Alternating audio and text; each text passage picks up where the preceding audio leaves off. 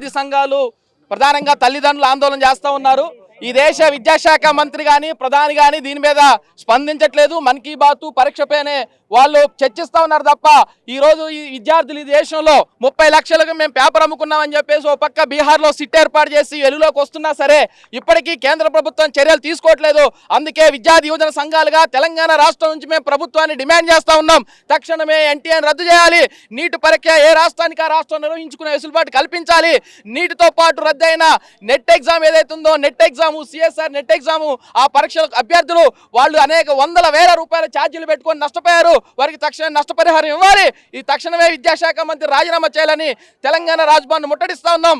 ఈ ముట్టడి సందర్భంగా ప్రభుత్వం మేల్కొనకపోతే రేపు దేశవ్యాప్త బంద్కు కూడా పిలుపునిపోతా ఉన్నాం. అది కూడా మేము ప్రకటిస్తాం. ఈ సందర్భంగా తక్షణం గవర్నర్ స్పందించాలని కోరుతా ఉన్నాం. మణికంఠారెడ్డి ఏఐఎస్ఎఫ్ రాష్ట్ర అధ్యక్షులు, దేశంలో పరీక్షలను సక్రమంగా నిర్వహించలేని మోడీ ప్రభుత్వానికి దేశంలో పరిపాలించలేదని చెప్పి ఏఐఎస్ఎఫ్ అదేవిధంగా అన్ని విద్యార్థి యువజన సంఘాల పక్షాలను డిమాండ్ చేస్తా ఉన్నాం.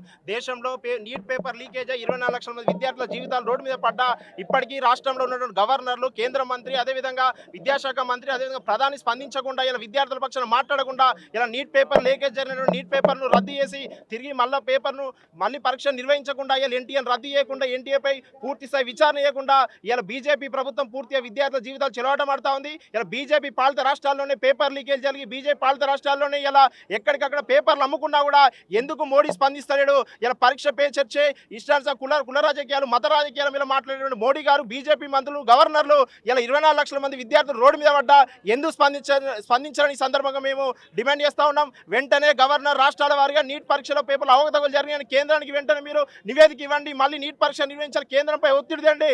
లేని పక్షంలో కేంద్ర మంత్రులను అడ్డుకుంటామని చెప్తున్నాం. మేము గవర్నర్లను కూడా అడ్డుకుంటామని ఈరోజు చెలో గవర్నర్ కార్యక్రమాన్ని పిలుపునిస్తా ఉన్నాం. మిత్రులారా, నీట్ పరీక్ష పేపర్ లీకేజీ కాలేజీ ఎంబేసి నెల రోజుల క్రితం బొకాయించారు.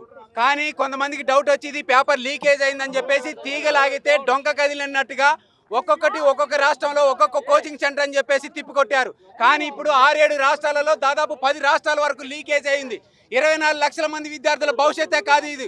దేశంలో ఉన్నటువంటి మెరుగైన డాక్టర్ రావాలంటే స్వచ్ఛంగా రాసి ఎగ్జామ్ రాసి మెరుగైన విద్యార్థి డాక్టర్ కావాలి. కానీ పేపర్ లీకేజ్ అయితే మేము పేపర్ లీకేజ్ కాలేదని కొట్టుపెట్టేస్తున్నారు. ఇన్ని రాష్ట్రాలలో పేపర్ లీకేజ్ అయితే మోడీ నిన్న మన్ కీ బాత్ అని చేసి మాట్లాడుతున్నారు కానీ దీని సమస్య మాత్రం మాట్లాడలేదు. ఇప్పటికైనా మోడీ నోరు విప్పాలి.